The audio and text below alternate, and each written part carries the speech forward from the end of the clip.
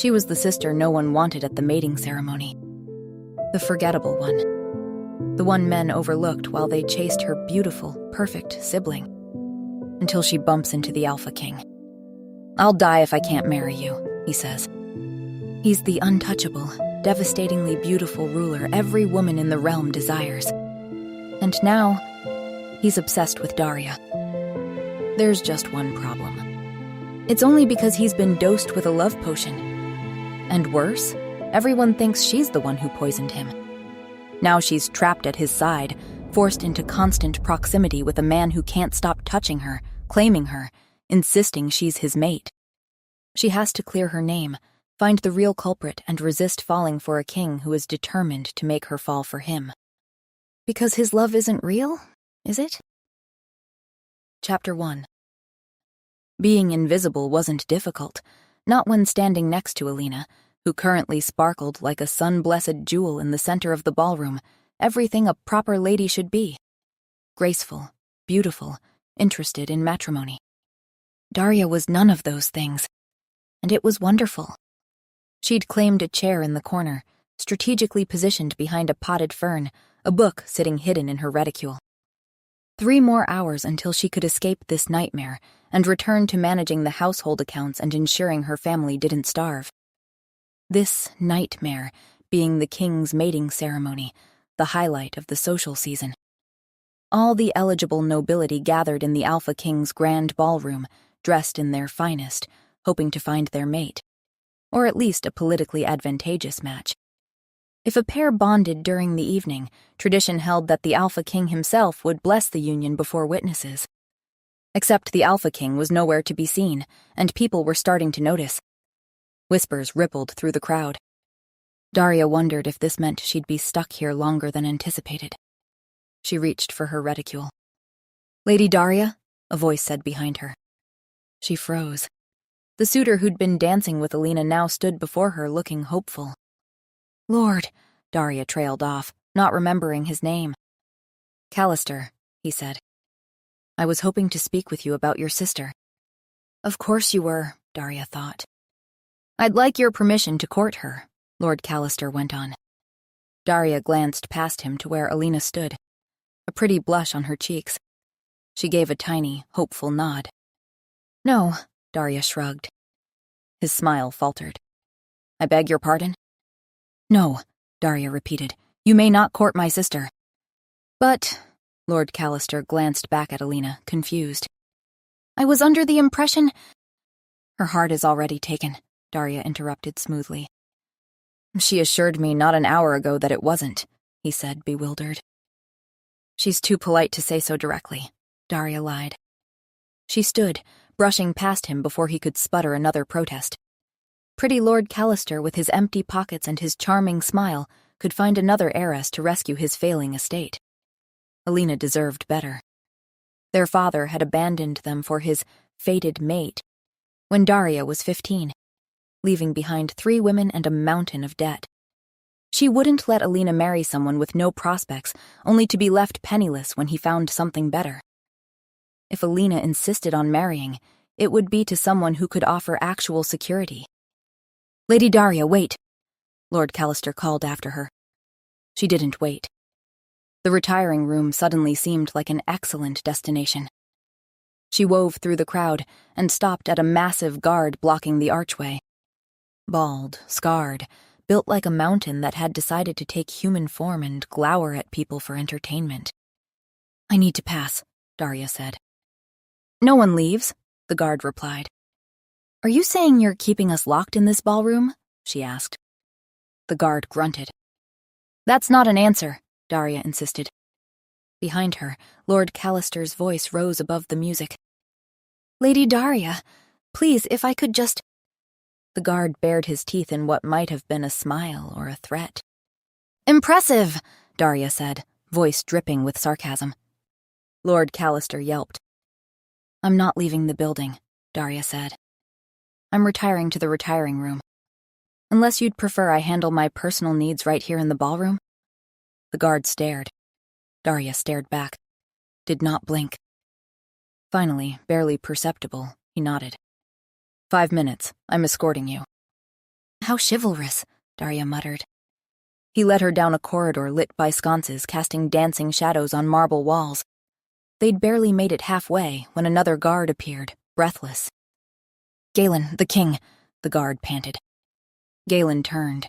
The other guard whispered something too low for Daria to hear. Galen's expression darkened. He growled, an actual animalistic sound that raised the hair on Daria's neck, then pointed at the floor directly in front of her. "Stay! Here!" Galen commanded. "Wouldn't dream of moving," Daria said sweetly. He narrowed his eyes but let the other guard pull him away, their voices fading around a corner. Daria counted to 3. "Lady Daria?" Lord Callister's voice echoed from behind her. "Are you down here?" Gods! He'd followed her. She ducked into a side corridor and hurried forward. The hallways branched and turned, each one identical. Marble floors, gilt-framed portraits, sconces throwing confusing shadows. She was completely lost. She rounded a corner too quickly and slammed directly into something solid. Not something. Someone. The impact knocked the air from her lungs. She stumbled, palms landing flat against a broad chest and strong arms wrapped around her waist before she could fall. She looked up. The Alpha King stared down at her. She'd only ever glimpsed him from across ballrooms, a distant figure everyone whispered about, but no one truly knew. But now... Gods. His dark bronze hair was mussed, jacket askew, collar loose and exposing the strong column of his throat. He looked like he'd just woken from a fever dream. His eyes, bright, burning gold, were unfocused at first. Then they locked onto her, and everything changed. His pupils dilated, swallowing the gold until only a thin ring remained. His arms tightened, pulling her closer. "You," he whispered. "Your Majesty?" she managed. One hand slid up her back, fingers splaying between her shoulder blades. "It's you," he said, his voice rough and raw. "We don't know each other." Daria tried to step back. He didn't budge. "I'll die if I can't marry you," the Alpha King declared. She gaped. He'd said it with absolute conviction, complete, devastating sincerity. "What?" Daria asked. "Your Majesty, you're not well," she said, pushing against his chest. His hand slid up to cup her face. "Don't leave," he whispered, his lips so close to hers she could feel the shape of the words. "I just found you." He sounded wrecked, desperate, broken. And Daria, practical, cynical Daria, who'd stopped believing in fairy tales years ago, felt something crack open in her chest. Chapter 2. Footsteps thundered down the corridor. "Your Majesty!" someone shouted. The Alpha King's arms tightened around her, nose pressed to her hair. "You smell wonderful," he murmured, rubbing his cheek against her scalp. What the royal heck is happening? Daria thought. A group of guards rounded the corner, Galen at the front. 2 healers hurried behind, their expressions a picture of concern as they took in the scene, namely, their strong and noble king entwined around a strange woman like a drunk boa constrictor. Galen cleared his throat. "Step away from His Majesty," he commanded. "I'm trying to," Daria wheezed. She squirmed in the king's embrace, which tightened noticeably. "Stay," he said petulantly. "Your Majesty," one of the healers stepped forward. "You fainted earlier. You must be examined. You're unwell." "Do I look unwell?" The king waved a hand. "We should be rejoicing. For I have found my mate." Everyone stared. "Here," said someone. Daria's face burned. "What the royal heck is happening?" she said out loud this time. "Do you not feel the certainty burning in your soul?" the king asked, cupping her face. "The only thing I'm certain about," Daria said, untangling his fingers from her cheeks, "is that I've known you for all of 30 seconds. The healers exchanged a look. "Your Majesty," she said. "Please, the girl can stay. We just need to run some tests." The king's jaw clenched. Then he loosened his grip.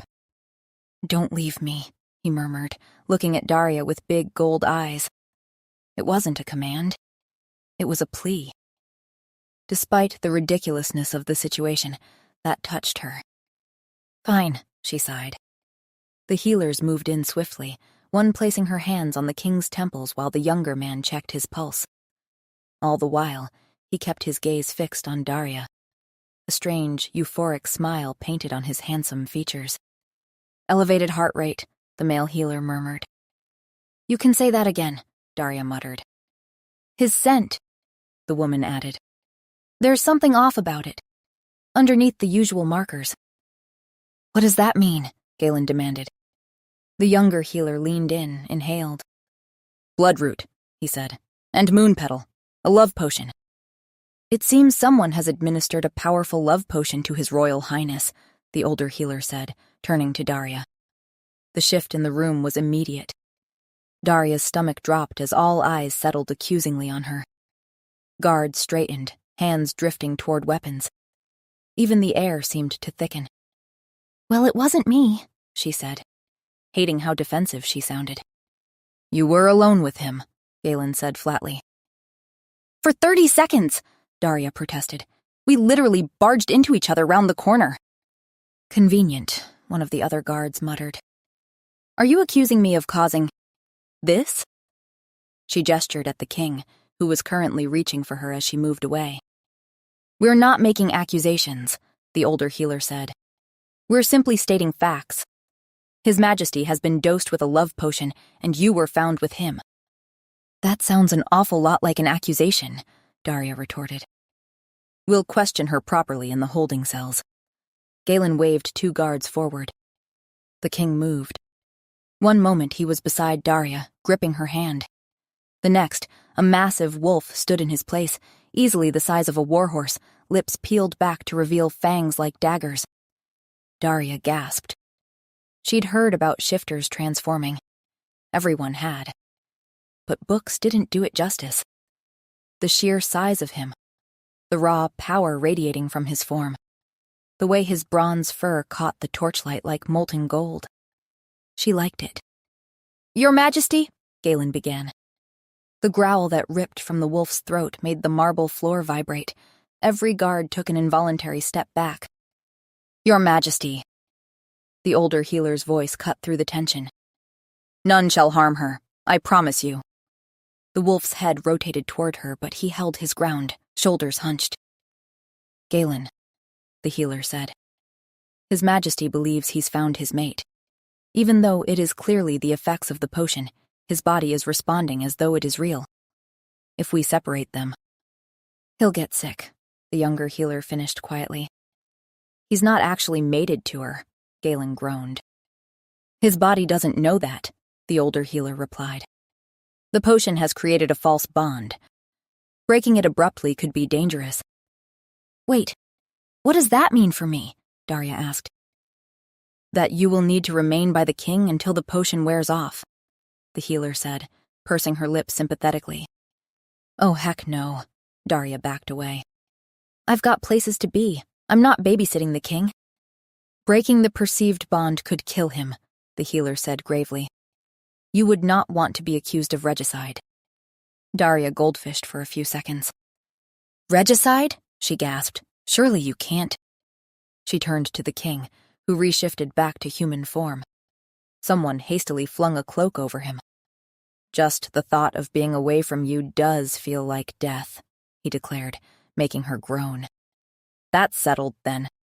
The younger healer clapped his hands. The lady stays until the antidote is brewed. Daria turned to the king imploringly. Please, Your Majesty, my mother and sister are out there. They will be comfortable here at the palace, the king said. They shall have everything they need. And please, my love, call me Aaron. My family has nothing to do with this, Aaron, Daria snapped. They will serve as collateral, Galen said bluntly, in case you intend to poison him again. I didn't. It's all right, Aaron said, squeezing her hand. We'll figure this out, together. He smiled, open, earnest, without a trace of doubt. Something fluttered traitorously in Daria's chest. For one unguarded moment, she felt supported, which she hadn't felt in a long time. She squashed it immediately, the way she'd learned to after her father left. "How long until the antidote is ready?" she snapped. 3 days, the healer said. "Days?" Daria ogled. "Perhaps more. Love potions are complex matters." The healer nodded sagely. "Fine." Daria smiled sardonically at Aaron, and was taken aback as his entire face lit up like a birthday cake. "You're staying," he breathed. Under duress, Daria clarified primly. "You're staying," he repeated, ignoring the caveat entirely. She'd come here to find Alina a decent husband. Instead, she was accused of poisoning the king, who was mooning over her because of a false mating bond, while facing execution if she couldn't prove her innocence. There was no time to waste. She needed to find the real culprit. 3 days. Piece of cake. Chapter 3. The room Daria woke in was a far cry from her modest quarters at home. Lavish and ornate, even the borrowed nightgown was made of sheer satin, which she might have appreciated had she not been accused of poisoning the Alpha King the night before. A soft knock at the door interrupted her thoughts. "My lady, His Majesty requests your presence for breakfast." "Give me half an hour," Daria said, pushing hair out of her face. "And a restraining order," she muttered under her breath. The breakfast hall was smaller than she'd expected. An intimate table set for 2, packed with enough food to feed a small army. Aaron stood when she entered. He looked better than last night, well-groomed and rested, his bronze hair shining copper in the morning light. The intensity of his stare, however, was undiminished. "Good morning, my lady," he said, in a warm voice that made her chest tight. "Your Majesty," Daria said, bowing stiffly. "Aaron," he corrected gently. "Please." He waited until she was seated before lowering himself into his own chair. "How was your sleep?" he asked, eyes never leaving her face. "Divine," she sighed, looking away from that too intense gaze. "Are the rooms comfortable?" "Stupendous." "And your mother and sister? They have everything they need?" "Other than freedom? Yes." Aaron's mouth curved. "You're not going to make this easy, are you?" "Make what easy?" Daria grabbed the teapot, noisily pouring herself a cup. "Getting to know you," he replied. "Why would you get to know me? You're under a spell." Daria set the pot down. "We just need to stay close enough until the antidote is ready." Aaron went quiet. His hand rested on the table between them, fingers twitching like he wanted to reach for her, but was restraining himself. "But I want to know you," he said quietly, and the raw ache in his voice made her pause mid-sip. She cleared her throat. "What you feel doesn't really matter, does it? Again, because you're poisoned." "I don't think you can speak for my heart," Aaron protested. "Fine," Daria smiled. "So you love me. What's my favorite food? How do I spend my time? Better yet, what's my name?" Aaron looked amused. "You think me not knowing your name means I cannot love you?" He reached for her hand and placed it over his chest. "I feel you," he said. "Here, in my soul. I know you are mine." Heat flooded Daria's face. His chest was warm and solid beneath her palm, his heartbeat strong and racing. The earnestness in his golden eyes made her breath catch, which was ridiculous, because he was spelled. And this wasn't real. "Well, I suppose I should make you guess then," she snapped, yanking her hand back. That brought a laugh from him. "I would settle for that," he said, pouring himself some tea. "What's your favorite book?" "I like many books." "What kind?" "All kinds." Aaron's smile widened. "You're doing this on purpose." "I don't know what you're on about," Daria said airily. "You're being difficult because you think it'll make me lose interest," he said. She buttered a fresh piece of toast. "Is it working?" "If anything, it makes me like you more." His hand reached across the table. "All I can think of is you. I have barely slept for thought of you. Being apart from you is unbearable." There was such earnest vulnerability in his eyes that Daria's teasing faded. Poison or not, to him it felt real. He was suffering, and it wasn't his fault. Before she could respond, a servant appeared at the door. "Your Majesty, Lord Callister is here. He's requesting an audience." Aaron's entire demeanor changed, posture straightening, jaw tightening, danger flickering in his eyes. "Lord Callister," he repeated, voice flat. "Yes, Your Majesty. He says it's urgent." Aaron looked at Daria. "Do you know him?" "Unfortunately," Daria muttered. "He's quite persistent." "About what?" Aaron asked, an edge to his voice that raised the hair on her arms. "Oh, not for me," she said quickly.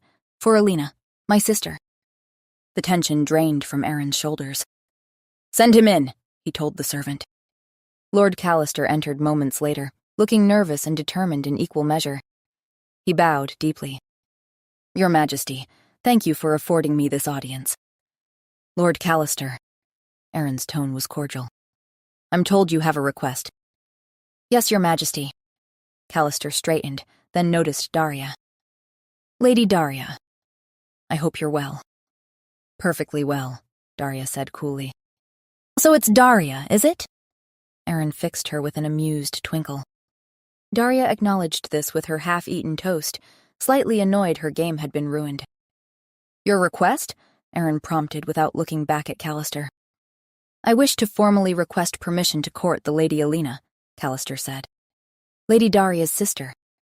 But Lady Daria has declined to give her blessing." "I see." Aaron cocked an eyebrow at Daria. "Then I suppose you have your answer, don't you, Lord Callister?" "Your Majesty, surely." He stopped mid-sentence. Aaron hadn't moved, hadn't spoken. But something shifted in his expression. A subtle hardening around his eyes. A slight tilt of his head. The air grew heavier. Lord Callister took an involuntary step back. "Yes, Your Majesty, of course. Thank you for your time." He bowed hastily and practically fled the room. Something warm and confusing bloomed in Daria's chest. The king had backed her decision without question. Defended her authority over her own family. It was unexpected. Once the door closed, Aaron turned to her with genuine curiosity. "Why refuse him?" he asked. "His interest in your sister seemed sincere." "My sister deserves security," Daria said. "It's common knowledge Lord Callister's estate is flailing. I wouldn't be doing Alina any favors by allowing her to wed into poverty." Aaron studied her. "What's stopping him from rebuilding?" "A man with determination and a reason to succeed can accomplish remarkable things." Daria sighed. "He's too handsome," she declared. "It's suspicious." Aaron's laughter surprised her. "Handsome people take everything for granted," Daria said, scowling. "They're the epitome of privilege." "Is that what you think of me?" Aaron asked, tilting his head. "Are you calling yourself too handsome?"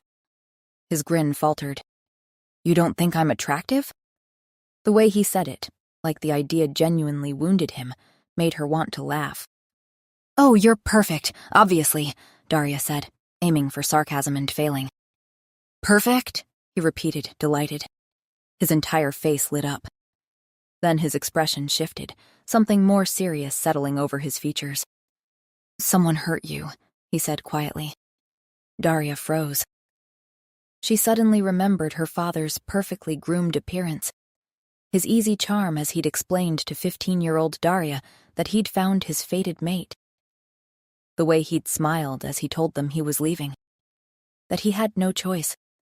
That the bond called to him. Her throat tightened. She looked away. "Sure, I've been very hurt. It explains my entire personality," she said, waving it off. "More importantly, I want to find out who's actually responsible for your condition." "My condition?" "Your Majesty, everyone believes I'm the one who poisoned you." "I don't," Aaron began, but she raised a hand. "You don't, right now, because you think you're in love with me. But once the potion wears off, I'm worried you'll blame me like everyone else." Hurt flashed across his features. "You think I'd turn against you should my feelings disappear?" I think you'll definitely turn against me when your feelings disappear, Daria said. He looked like he wanted to protest, but sighed instead, nodding slowly. I don't believe that. But I understand why you do. His hand hovered near hers. Whatever you need, my lady. You have my blessing. I'll need access to the kitchens and servants, Daria said, and I'll need to move freely through the palace, without a chaperone. She finished her cutlets and washed them down with her second cup of tea. I'll inform the guards, Aaron conceded. And without you following me everywhere, she added. He winced. I respect your need for space, but it tugs at my heart when you are far from me. Last night, when they took you to your rooms, I made it about 10 minutes before I had to check on you.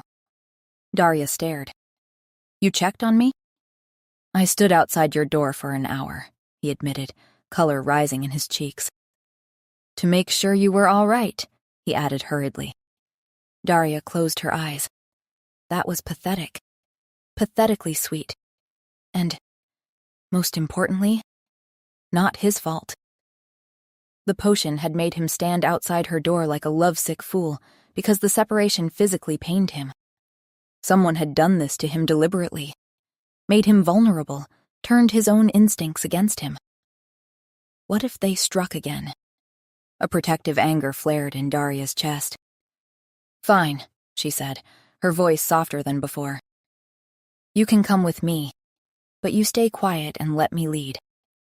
I can do that, Aaron beamed. Why do you sound so happy about this? Because you just agreed to spend the day with me, he said simply. Despite everything, the absurdity of it all, her fears about the future, the knot of confusion in her chest. Daria felt the corner of her mouth twitch upward. I come, she said, standing. We have a mystery to solve. Chapter 4. What's your name? Daria asked. Melba, my lady. The girl was thin, mousy-haired, with nervous hands that twisted in her apron. Daria was in the palace kitchens, a labyrinth of copper pots and harried servants. After questioning the head cook, Berta, a stout woman with flour-dusted hands who had taken offense at the suggestion that anyone could have managed to poison her own king in her own kitchen, she'd begrudgingly directed them to Melba, specifically responsible for the king's cup. You prepared the king's drinks? Daria continued. Yes, my lady, some of them. Melba wouldn't meet her eyes. Along with others. We all took turns. Daria studied her. The girl was sweating despite the cool kitchen air. Walk me through your evening, Daria said. What time did you arrive?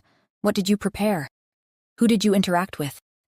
I came in at sunset to help with final preparations, Melba stammered.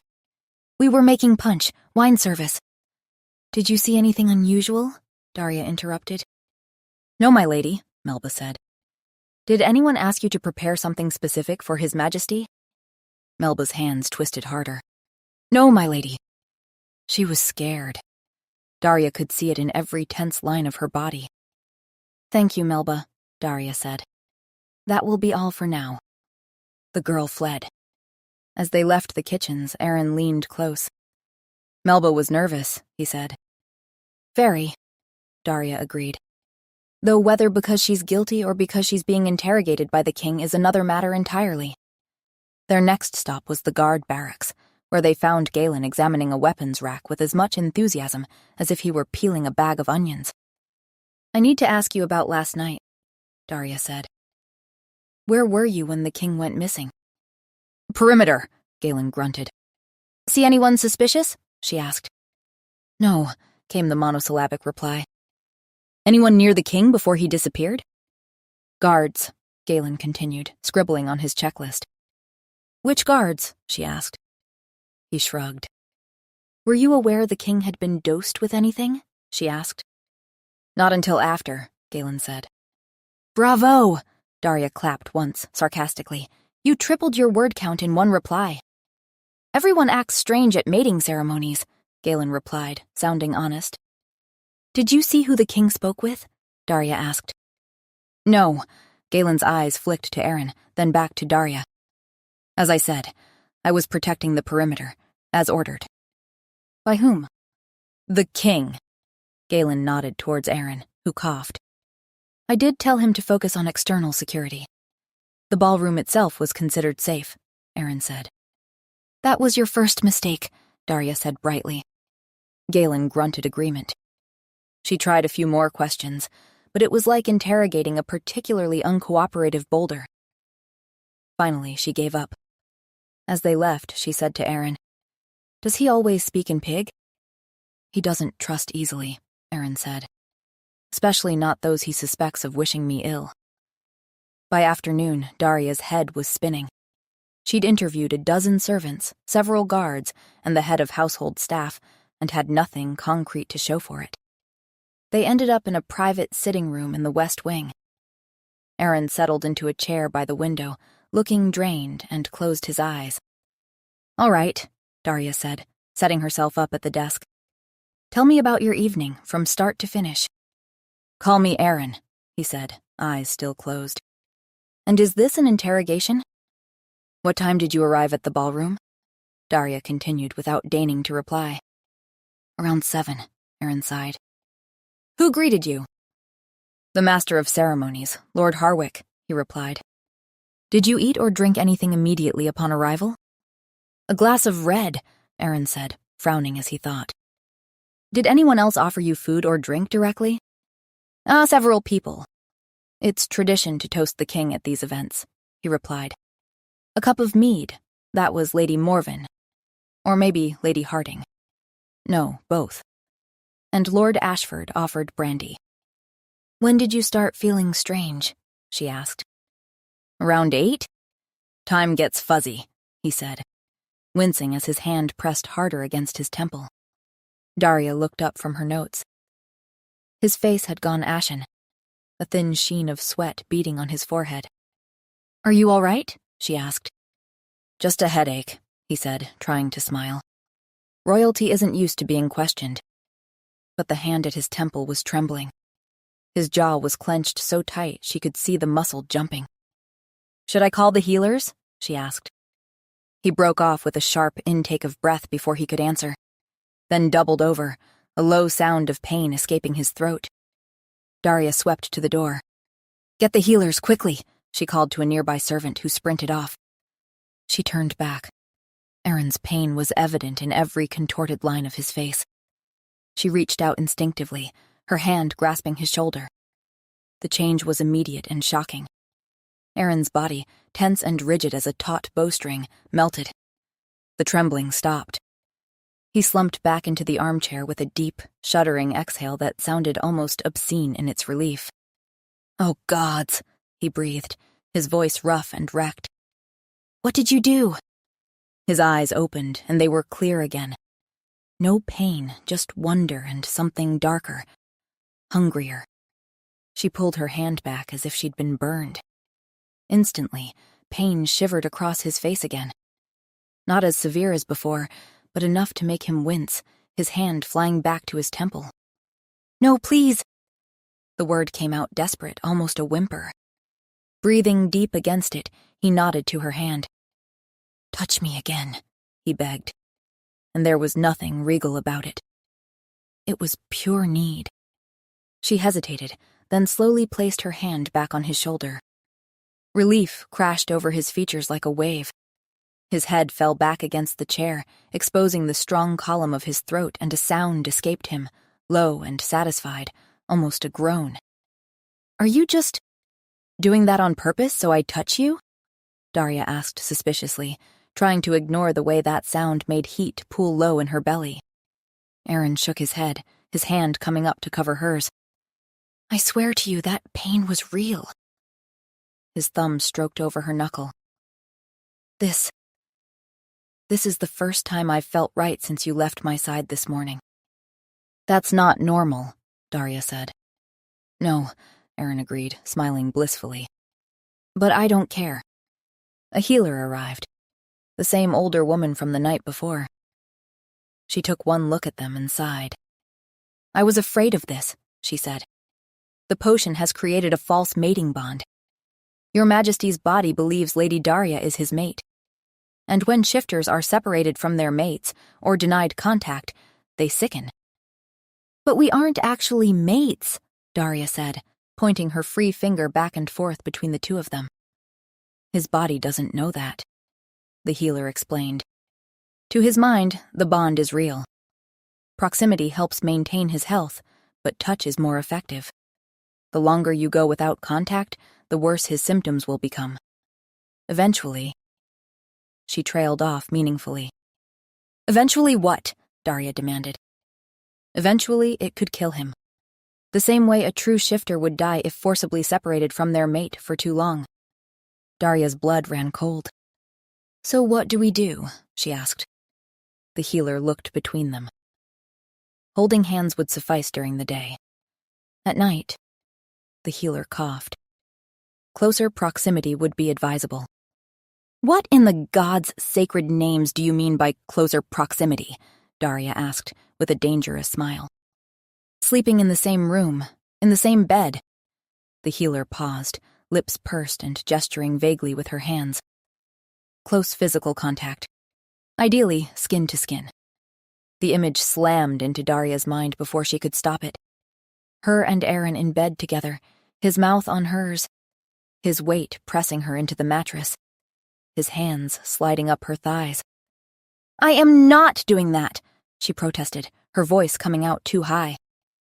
The antidote will take several more days to prepare. The healer lifted her palms up apologetically. Until then, this is the safest option. Unless you want to risk his death? Daria looked at Aaron, expecting the same horror to reflect back on his face. Instead, his golden eyes were dark with want. I wouldn't object, he said quietly. To any of it. Daria whipped her hand away instantly. Aaron gasped, his entire body jerking like she'd struck him. Pain crashed back over his features, worse than before. Aaron! Daria grabbed his hand without thinking, lacing their fingers together. The relief was instantaneous. He straightened, breathing hard, his grip on her hand almost painful in its intensity. This isn't real, she argued vehemently. None of this is real. You're right, the healer agreed. The king does not actually love you. This is a magical compulsion, nothing more. Once the antidote is administered, these feelings will fade, the healer continued. His Majesty will return to normal. You should not... She stopped. Aaron had brought Daria's hand to his lips, pressing soft, reverent kisses to her palm. His eyes were closed, his expression almost pained in its tenderness. Daria's breath caught. Guard your heart accordingly, the healer told her quietly. Right, Daria said, staring at the top of the king's bronze head. Guarded. Absolutely. Aaron kissed her palm again, then her wrist, his lips warm and soft against her pulse point. A low sound rumbled in his chest. Pleasure, relief, want all tangled together. Gods, you taste like honey, he murmured against her skin, and Daria felt the words everywhere. The healer stood with a long, suffering expression. I'll check on you in your chambers this evening. In the meantime, don't let him deteriorate. After she left, Daria looked at their joined hands. You're enjoying this, she accused, trying to sound annoyed. Indubitably, he admitted without shame. I've wanted to touch you since the moment I saw you. His eyes met hers over their joined hands, and the heat in them made her forget how to breathe. The investigation, she said weakly. We need to keep working. We can investigate while holding hands, can't we? He blinked innocently. Fine, Daria said. This was going to be harder than she'd thought. Chapter 5. Daria pored over the palace records, lips moving silently as her finger glided down each column. Guest lists, servant schedules, guard rotations. 1,000 patterns, none of them useful. Aaron sat beside her at the wide oak table, one hand holding the ledger open, the other linked with hers. This is ridiculous, she muttered when he put his head on her shoulder. Can we not try a different arrangement? Smile undented, Aaron reached over with his spare hand and turned the page for her. I can be your personal page-turner. The gesture brought their faces close, the honeyed gold of his eyes overpowering. The page, she growled. Of course, he smiled. It took Daria several seconds to release the breath she hadn't realized she'd been holding. What are we looking for exactly? Aaron asked. Patterns, she said. Who had access to your drinks? Who benefits from you being incapacitated? Who would want to dose you with a love potion in the first place? Perhaps someone who wants my undying love, Aaron suggested. Or most likely someone who wants your crown, Daria countered. Love potions are powerful enough to distract you from running the day-to-day. Actually, Aaron protested, a grin tugging at his mouth. I don't think I've ever been more focused on one thing in my life. Daria's throat tightened. Keep reading. She pulled another ledger toward her. Guard reports from the night of the ceremony. Lord Harwick and the king had Wolfsbane liquor together at 7:15. Lady Morven offered mead at 7:45. Lord Ashford shared brandy at 8. Then nothing. No sightings between 8:15 and 8:35, when Daria had literally run into him in the corridor, already completely enchanted. 20 minutes unaccounted for. Aaron, she said slowly. What happened between 8:15 and when you found me? He frowned. I'm not sure. I remember needing air. The ballroom was stifling, so I tried to reach the gardens. Did you see anyone on the way? Daria encouraged. He pressed his free hand to his temple. There was someone, I think. It's all blurry. Daria turned back to the guard reports, scanning for any mention of the east corridor. There. A note from a junior guard, barely a scribbled line. 8:20, observed Captain Galen assisting His Majesty near east entrance. Galen was with you, she gasped. What? Aaron blinked. Wait, Galen. He gave me something. He what? Why didn't you mention it before? Daria gaped. I'd forgotten, Aaron said, his hand tightening on hers. He gave me a drink. He said it would help. That I looked like I needed it. That backstabbing monosyllabic plotter, Daria hissed.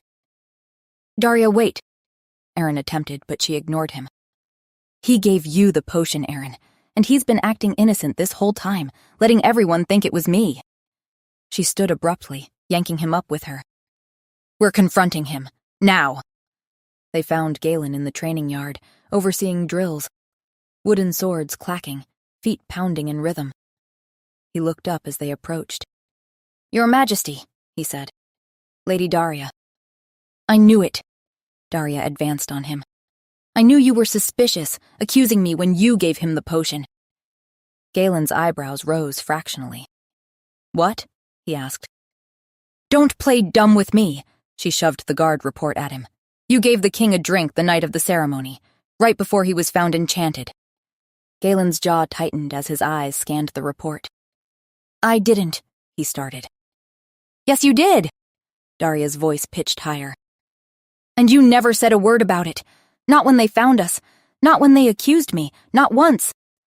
Galen's shoulders shifted. I admit I gave him a drink, he said slowly. But he'd already been poisoned by then. He was stumbling, uncoordinated. I thought he was drunk, so I... Beside her, Aaron coughed. A suspicious, guilty little sound. He cleared his throat. Looked anywhere but at her. I may have had a lot to drink that evening. Are you saying you were drunk? Daria asked, affronted. Not drunk, Aaron protested. Just, well, you couldn't walk straight, Galen said flatly. I was quite tired that night. Aaron's free hand flew up. You try not sleeping for a week while hosting diplomatic meetings with 20 different foreign dignitaries and see how that goes. Anyway, Daria interrupted, you still gave him the potion. I did no such thing, Galen said. I gave him an energy drink. I thought it would help him feel better. And why didn't you just say so? Daria demanded. Because when I found out he'd been poisoned, I thought someone had already dosed him before I found him, Galen replied. 20 foreign dignitaries, Aaron snapped defensively. In 4 days. Not the point, Aaron, Daria rubbed her temples. He's lying. It wasn't an energy drink. I'm not lying, Galen said. I know because I have them often. Aaron tilted his head, nostrils flaring. Scenting. I don't think he's lying, Aaron said. He smells sincere. You can smell other people's emotions? Daria stared at him. Of course, Aaron beamed, gesturing toward Galen. He's sincere. Then he pointed at Daria. You're annoyed, but also smelling delicious. He leaned in toward her neck, eyes going hazy. She sighed deeply. Fine, she said, forcing herself back to the matter at hand. Galen, where did you get the energy drink? I'll tell you where I... Galen paused mid-sentence, his expression cracking just for a second. Well, Daria pushed, stepping forward. Now he smells nervous, Aaron murmured near her ear. I'm not, Galen barked. I'm just... His jaw worked like he was chewing words he couldn't spit out. Galen, Aaron said, his voice gentling. I know it wasn't you. Just tell us where you got the drink. Galen hesitated. Then he sighed. I made it, he declared. You made it? Daria asked, doubtful. Yep, made it myself, Galen nodded. With what? She asked. Galen paused. Stuff, he said finally. Stuff, Daria repeated. Are you sure? Aaron asked carefully. I'm very sure, Galen said. I made it. I made the energy drink. You made the energy drink, Daria said slowly. Which was actually a love potion? I must have mixed up the ingredients by mistake, Galen declared. How convenient, Daria threw her free hand up. The ingredients you can't even name? Galen, old friend, Aaron grimaced. You realize this doesn't look good? For the first time, Galen's shoulders sagged. I realize that, Your Majesty, he said. I never meant to harm you, but if you need to arrest me, then... He didn't finish the sentence. Aaron's throat worked, his oldest friend, his most trusted guard. But the evidence was damning. Guards, he called. Please escort Captain Galen to... No! The scream tore through the training yard.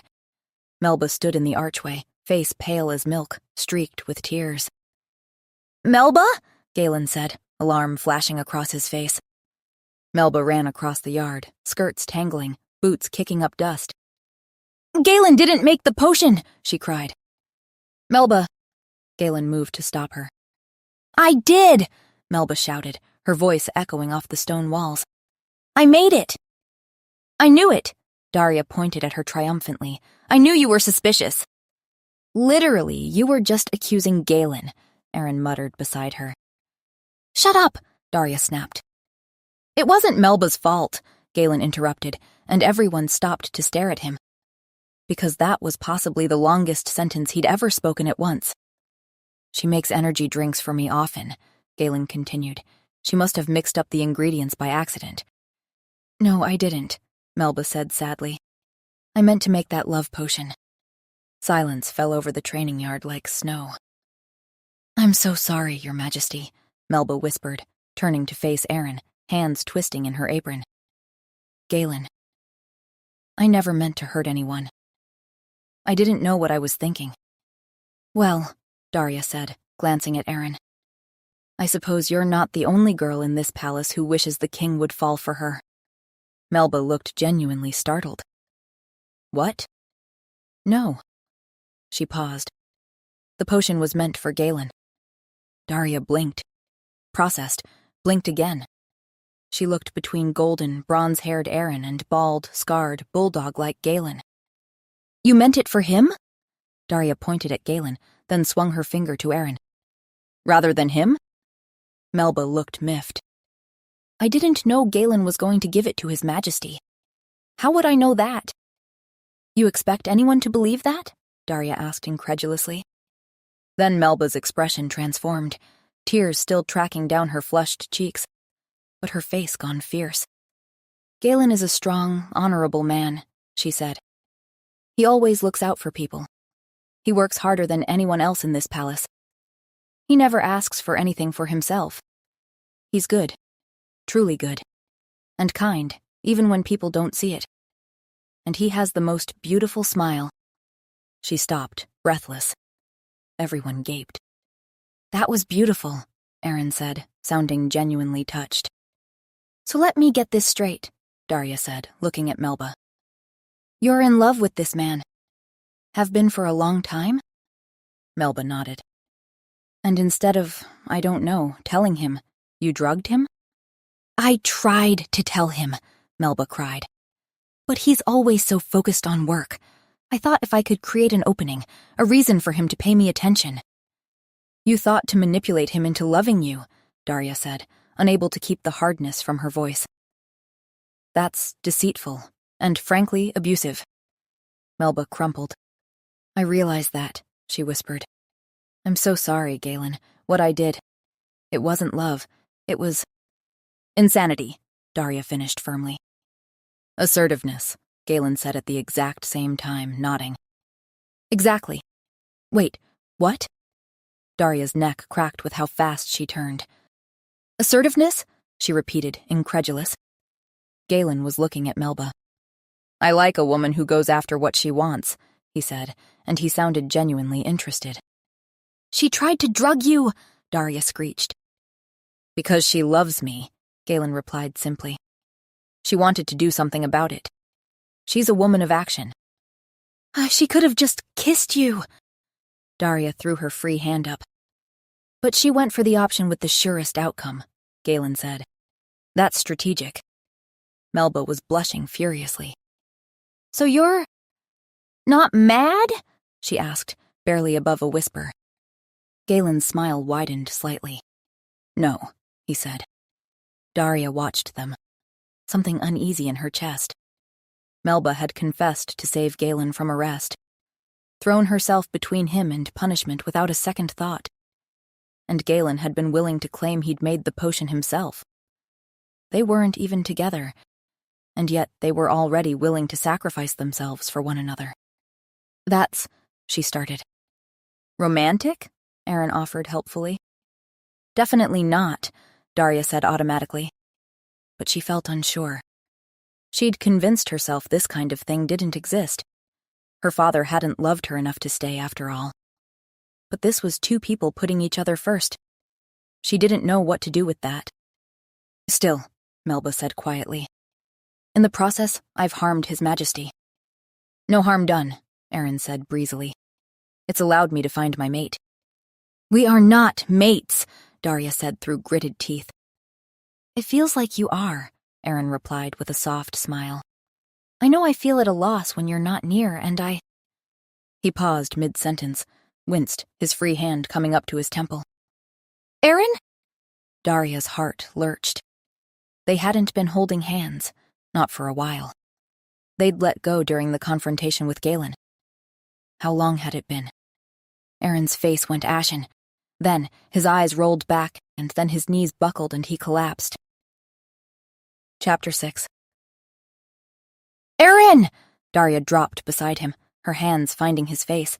His skin was cold, too cold, and clammy with sweat. "Aaron, wake up!" "Get the healers!" Galen barked at Melba, who was already sprinting toward the palace entrance. Daria's hands were shaking. She pressed her palm to Aaron's chest, feeling for his heartbeat. Guards materialized around them. They lifted Aaron carefully, and Daria scrambled to her feet. The journey back to his chambers was a blur of corridors and concerned faces. The healers were waiting when they arrived. The older woman from before, plus 2 assistants. They descended on Aaron immediately, laying him on the bed. "What happened?" the head healer demanded. I let his hand go," Daria said, hating how her voice shook. "During the investigation. I don't know how long. Maybe half an hour?" The healer's expression darkened. "Too long. His body is in crisis. The false bond is convinced you've abandoned him." "I didn't abandon him," Daria protested. I was right there. His wolf doesn't know that. The healer pressed her hand to Erin's forehead, frowning. For obvious reasons, you two haven't been very intimate. So now, even a small separation triggered a fever response. What do we do? Daria demanded, moving closer to the bed. How much physical contact have you been maintaining? The healer asked, looking at her appraisingly. Daria's face heated. We hold hands during the day. The healer nodded slowly. That may not be enough anymore. The bond is intensifying. It wants more contact, more intimacy. Without it... She trailed off meaningfully. Without it what? Daria asked. He'll die, the healer said bluntly. His body will shut down trying to bridge a gap that doesn't exist. Daria's breath caught. She looked at Erin, pale and still on the bed. Get in bed with him, the healer said. Hold him. Full body contact, and skin to skin would be ideal. Heat flooded Daria's face, but she was already moving toward the bed. All right, she said. My lady, perhaps we should stay to monitor, one of the assistants began. Get out! Daria snapped, not looking at them. But I know what skin to skin means, all right? She whirled on them. This should be a private matter. The healers exchanged glances. We'll wait outside, the head healer said quietly. Call if his condition worsens. They filed out, the door clicking shut behind them.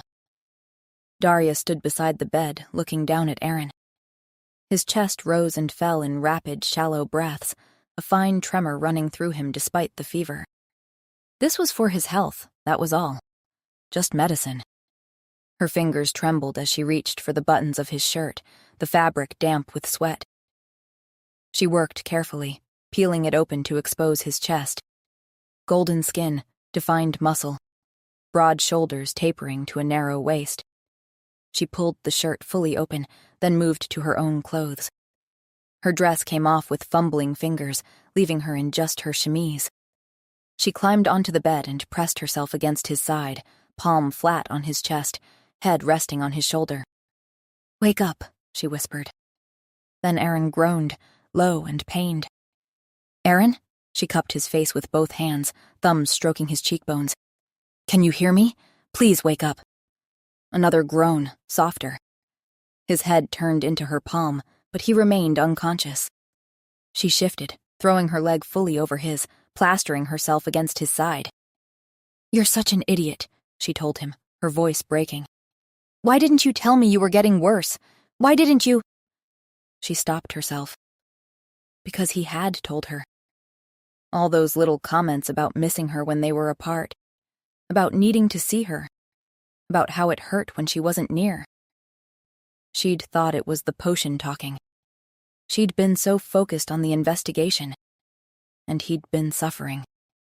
I'm sorry, she whispered against his skin. Almost without thinking, she leaned in and pressed her lips to his. A sigh escaped him, warm breath mingling with hers, and Erin's lips moved. His hand came up to cup the back of her head, fingers threading through her hair, pressing her closer. The kiss deepened. His mouth opened against hers, and the gentleness shifted into something more desperate, more real.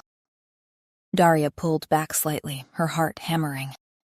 Don't stop, Erin rasped, his voice rough as gravel. Then he kissed her again. Nothing gentle about it this time. His hand fisted in her hair, angling her head as he claimed her mouth with a desperation that stole her breath. Her hands found his shoulders. She could feel the heat of his skin burning through her thin chemise. Erin, she managed to pull back. How are you feeling? You fainted. He growled and pulled her back down, cutting off her words with another searing kiss. His mouth moved to her jaw, her neck, and Daria's eyes fluttered closed. Erin, she tried again, pushing weakly at his chest. We should have the healer check. I don't need them, he said against her throat. I need you. This. More. In one fluid movement, he flipped them. Daria found herself on her back, Erin's weight pressing her down, his hips settling between her thighs. "Aaron, we should stop," she said, even as her body arched into his touch. "The potion. I've been holding back for so long," he said against her skin. "I can't anymore. I need you." Then he inhaled deeply, his pupils dilating. "Besides," he said, his voice dropping, "you want me too. Your scent?" He groaned, pressing his face into the crook of her neck. "Gods, I can smell how much you want me." Daria's face burned. "But you don't really want me," she said, and hated how her voice shook. "It's the potion. You think you do, but—" He pulled back slightly, frowning. "You're a beautiful woman. Half naked in my bed, touching me. Smelling like this."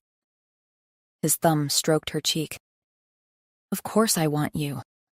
She gave him a shaky smile. "It's for his own good," she told herself. He was sick. He needed touch and intimacy. Surely he won't fault me for helping him when he eventually remembers he couldn't care less about me. Though the thought, Aaron looking at her with indifference, was suddenly unbearable. "All right," she whispered, reaching up to kiss him. Aaron pulled away, and she could see it was a struggle, the war visible in his eyes. "Unless you don't want to," he said, searching her face. "You don't have to. I know you don't feel the same way, and I would never force you." He looked so sad at the thought. So lost. Daria realized, to him, these feelings were real and overwhelming and all-consuming. And he thought she didn't feel them back. Her heart cracked. She pulled him down into a hug, burying her face in his neck. "I do want to," she mumbled against his skin. "I want you. That's the problem." He pulled back to look at her. "Why?" he asked. Tears spilled over, tracking down her temples into her hair. "Because it'll be awful when it stops," she whispered. Aaron's expression softened. "Then let's not stop," he said simply. "Ever." He looked so sincere, like it really was that simple. "I'll love you forever," he said, and the promise in his voice made her chest ache. Daria sighed, half laugh, half sob, and let him kiss her. This time, she kissed him back with everything she had. She got lost in it. In him. In the slide of lips and tongue, the press of his body, the way his hands mapped her. His hands found the hem of her chemise, and she let him pull it over her head. There was finally nothing between them but skin and want, and the heat building between their bodies. And then pleasure. His hands on her skin, the sound of their breathing, harsh and desperate. The way she lost herself completely when he moved inside her. They didn't sleep much that night. Later, Daria woke slowly. Aaron's arms were wrapped around her, her cheek resting on his chest. His heartbeat was strong and steady now, no longer racing with fever. His breathing was deep and even. She tilted her head back to look at him. "I love him," she thought. The realization settled over her like sunrise. Inevitable and illuminating and terrifying all at once. She loved him. This beautiful, earnest, devoted man who looked at her like she was his entire world. Someone coughed. Daria's head whipped around. The healers stood just beside the bed. "Oh, gods!" Daria yelped, grabbing the sheets. "How long have you been standing there?" "We just arrived," the head healer said calmly. "And we have excellent news. We've completed the antidote. We can cure His Majesty." Daria's heart sank. Chapter 7. The crystal vial gleamed in the healer's hand, filled with liquid that shimmered like moonlight on water. Daria stared at it from where she sat tangled in silk sheets, still pressed against Aaron's side. "That was fast," she said, and her voice came out hollow, distant. "Now that Melba gave us her recipe, it made it simple," the healer explained, stepping closer to the bed. Aaron stirred beside her. He cracked one golden eye open, saw her face and smiled, a devastating, sleepy smile that made her heart clench. Then his gaze drifted to the vial. The smile vanished. "Your Majesty, if you'll be so kind." The healer held the vial toward him.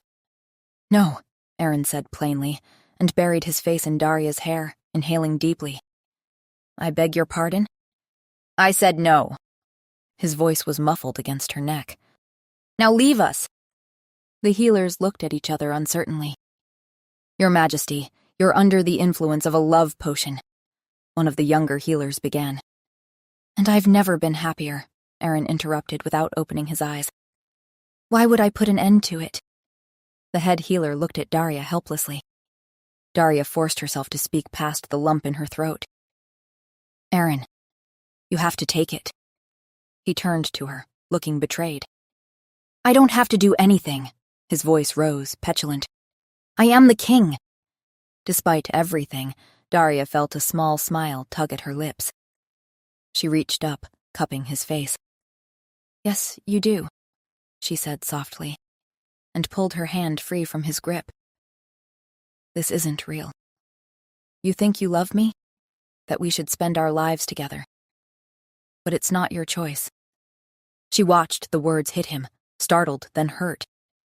"Daria, you deserve to fall in love with someone you choose," she interrupted, keeping her voice steady even as everything inside her screamed.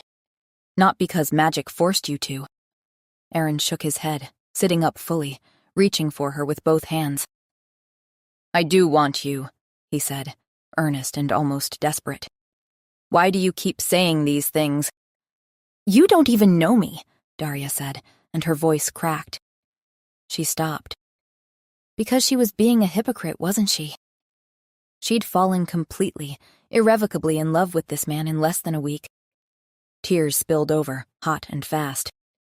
"Take it, Aaron," she said, looking away. "Please." "Why?" he demanded, his hands cupping her face. "Give me one good reason." "Because I'll never be happy," she cried. "How can I be happy knowing the man I love wouldn't feel this way without some enchantment? Wondering every day if today's the day the potion wears off and you look at me like a stranger? Every time you touch me, every time we kiss, I will always believe it's the potion talking, and not you. How can I live like that?" Silence fell over the room. "You love me?" Aaron said quietly, wonder in his voice. "That's not—" "You love me," he repeated with certainty. She looked away. "Daria," he said, and there was so much emotion in her name it physically hurt. "Potion or not, magic or not, I love you. And I know that won't change when the potion is gone." "You can't know that," Daria whispered. "Then let me prove it." He pulled back just enough to look at her. "I'll take this cure. But afterward—" His voice turned fierce. "Afterward, you let me court you, properly. No potion, no magic. Just you and me." "Aaron," she sighed. "Swear it," he demanded. "Swear you'll give us a real chance." Daria shook her head, feeling more tears slip free. She couldn't fight him anymore. "Fine," she threw her hands up. "I swear. Happy?" "You won't run away the moment I'm cured?" he asked quietly. "I won't," she lied. Because of course she would run. She had to. She wouldn't survive his indifference. "All right," Aaron said, resigned. He uncorked the vial and raised it to his lips. "I will love you forever," he said. Then he drank. For a moment, nothing happened. Please, she thought. Please let this be wrong. Then Aaron's eyes went unfocused. The vial slipped from his fingers. "Aaron!" Daria caught him as he fell backward. "The antidote drains the drinker of their energy," the healer said calmly. "He'll need sleep." "How long?" Daria demanded. "Several hours. When he wakes, the potion's influence will be completely gone." "Couldn't you have mentioned that before?" Daria snapped. Aaron's eyes were already drooping. Still he reached for Daria's hand. "Don't leave," he murmured. "Promise. You won't." His eyes closed. His breathing evened out. "He's stable," the healer said, stepping forward to check his pulse. "The antidote is taking effect. When he wakes, he should have no memory of the time under the potion's influence. Daria gasped. No memory? What do you mean? It's a side effect, the healer explained. The potion creates false emotions. The antidote cleanses them, but emotions are linked to memories, so it will erase them too. Why did you not tell us any of this until after he took the potion? Daria spluttered. I was worried he wouldn't agree to it if he knew, the healer said, looking somewhat apologetic. It was for his own good. Daria wanted to scream. Instead, she sat in silence, watching Aaron sleep.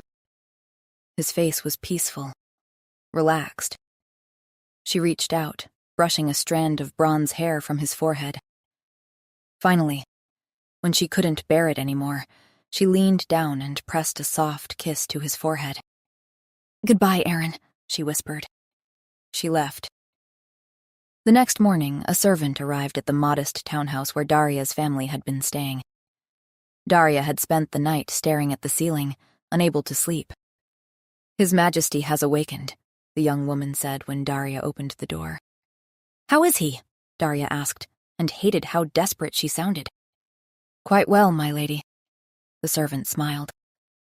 The healers say the cure was completely successful. He remembers nothing of the potion's influence. Nothing. The word echoed in Daria's head. You may resume your normal life, the servant concluded before departing. And Daria stood in the doorway, telling her heart to stop being stupid. Aaron was fine, that's what mattered. Daria?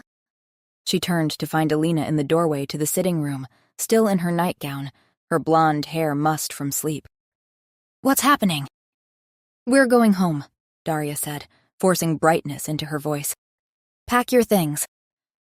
But what about the king? Alina asked softly. I thought you and he... It was a misunderstanding, Daria interrupted, turning away so Alina wouldn't see her face. Nothing more.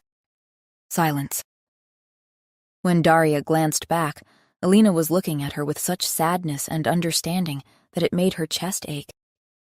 Stop looking at me like that, Daria said, her voice breaking.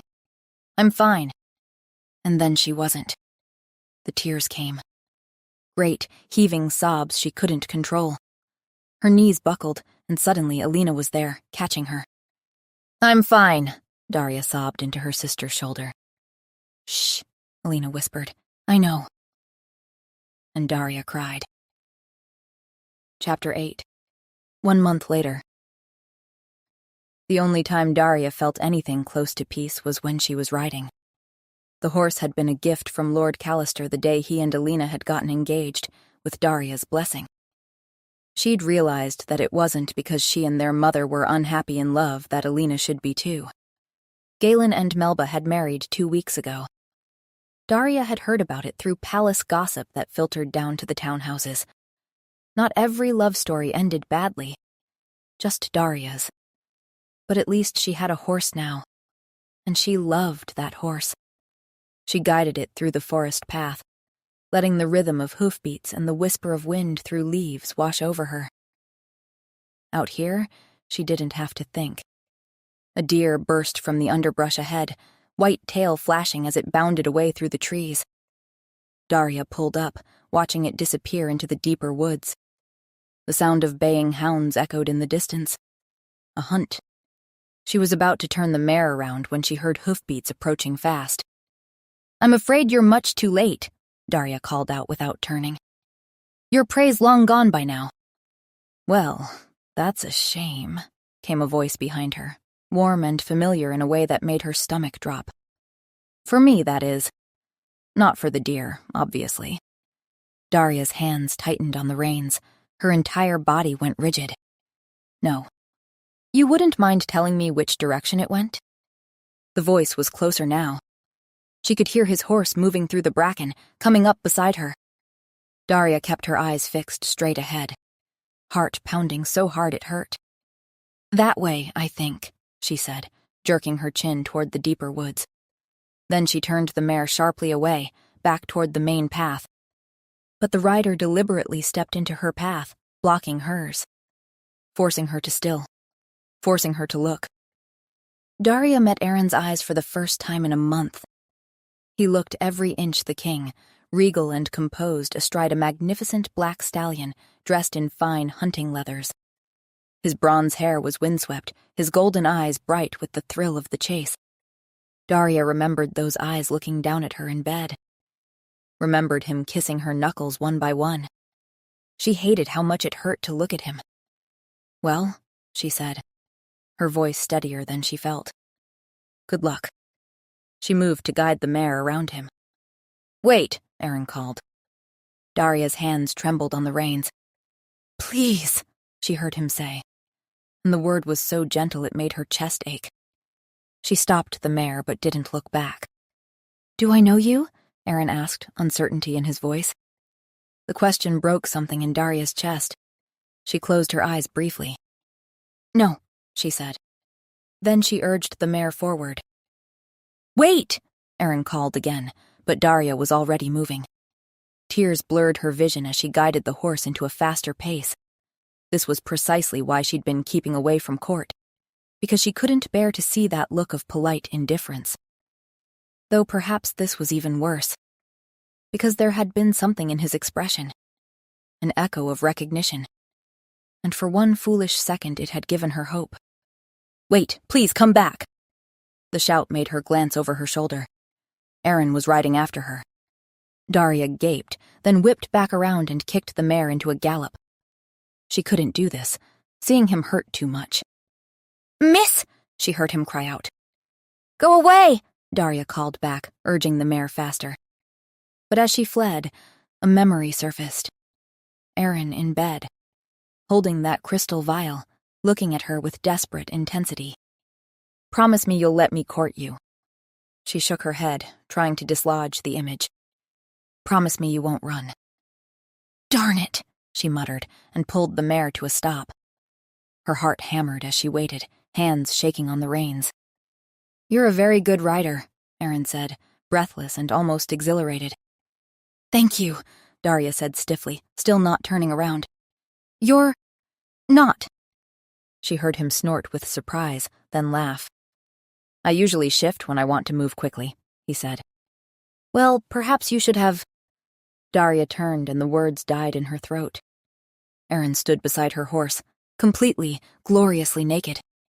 "Oh," Daria squeaked, her face flooding with heat. "You did shift." "I did," Aaron said, amusement in his voice. Then more contrite. "I apologize. I understand humans are a bit more uncomfortable with—" "Nudity?" Daria supplied. "I was going to say, lack of clothes," he said, nervous laugh audible in his voice. "That's the same thing, isn't it?" Despite herself, Daria turned back to look at him. He stood there with wide eyes and flushed cheeks, one hand hovering like he wasn't sure what to do with it. "My name is Aaron," he said, confidence giving way to something more nervous. "I know who you are, Your Majesty," Daria said, trying not to look below his face. He looked startled, then hopeful. "You do? Then we have met before." "You're the king," Daria said. "Everyone knows who you are." His face fell slightly. "But we have met before, haven't we?" he asked, taking a step closer. "I feel like I know you." "Your scent—" Daria looked away quickly. "Please cover yourself," she said, pulling her cloak off and tossing it to him. It hit him in the chest. "Of course, my lady, my apologies, I wasn't thinking." She heard rustling as he wrapped it around himself. When she looked back, Aaron had gone still, the cloak hanging loose around his shoulders, staring at her with eyes full of awe, a faint flush still coloring his cheeks. "Have you ever heard of fated bonds?" he asked breathlessly. Daria frowned. Yes, He smiled, sudden and bright as sunrise. "Well, I think you are my mate," he declared. Daria gaped at him. "No," he said quickly, shaking his head. "In fact, I know you are. The moment I saw you, He laughed, a sound of pure wonder. "It's like my soul recognized yours." Horror crashed over Daria. "Oh no," she said. Aaron blinked, the smile faltering. "Not the reaction I was hoping for, but No, you've been given a potion again, Daria interrupted. What? He blinked. A potion? Then understanding dawned across his face. You're her, he said quietly. The woman I fell in love with because of Melba's love potion. The one I forgot about. He took a step closer, the cloak slipping slightly. It was you, wasn't it? Daria looked away, her throat tight. Yes. Well, it seems you may have relapsed. Aaron laughed, bright and joyful, completely at odds with the situation. I have not, he said. I clearly remember everything I've ingested since this morning, and I can promise you there was no potion involved. Then perhaps that cure didn't work properly, Daria said. We should get you to the healers. I'm perfectly fine, my lady, I assure you. You were just spouting nonsense about me being your mate.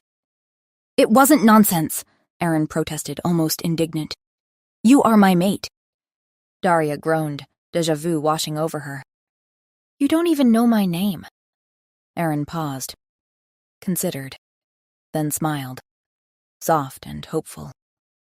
Then let me learn it, he said, taking another step closer. Let me know you. He held out his hand to her, palm up. Will you let me court you? He asked. Daria looked at his outstretched hand, the same hand that had held hers for days. She wanted to run, wanted to protect herself, but she'd promised. So, slowly, hardly daring to breathe, she reached down from the saddle and placed her hand in his. Epilogue. 3 years later. The wedding was everything Daria had once sworn she'd never want. Excessive, romantic, borderline impractical. Stop fidgeting, Alina said, adjusting the crown of white roses in Daria's hair for the 3rd time. You look perfect. Ridiculous is the word you're looking for, Daria muttered, eyeing her reflection. All this fuss for what? To give your king an excuse to cry in public, Alina said with a grin. Daria couldn't help the smile that tugged at her lips. He's ridiculous, isn't he? I think it's romantic, Alina said, securing the final rose. It had taken 3 years to get here. 3 years of Aaron patiently, persistently courting her, proving over and over that what he felt was real. Because even after that day in the forest, Daria had been terrified. How could she trust that the bond was real now when she'd watched him fall in love with her under false pretenses? According to the healers, the potion had only intensified a bond Aaron would have felt for her regardless. Fated mates recognized each other on a soul-deep level, but that recognition could be subtle. A gentle pull. The love potion had taken that gentle pull and turned it into an all-consuming need. Still, the damage was done, and Daria had a hard time trusting it. Aaron never complained. He'd courted her properly, let her set the pace, and when she'd asked, voice breaking, how he could be so patient with her fears, he'd simply smiled and said, Because you're worth waiting for. The door swung open. Aaron stood there in full royal regalia, eyes full of unshed tears. You're so beautiful, he whispered. That's it, Daria groaned. Wedding's canceled. Aaron laughed. Not a chance, he said. I've waited too long for this. Well, Daria pretended to think about it. If I must. Oh, you must, Aaron said, and kissed her again. Because I love you. Daria sighed, a smile tugging at her lips. Yes, I know. Good, Aaron said. Then he offered his arm, and together they walked toward their happily ever after. Hey guys, if you enjoyed the story, don't forget to leave a comment on the video. It really helps the channel. And if you're interested, I've written a free spicy bonus chapter for this story, available for everyone on my Patreon. No credit card needed, just click and listen. Link below.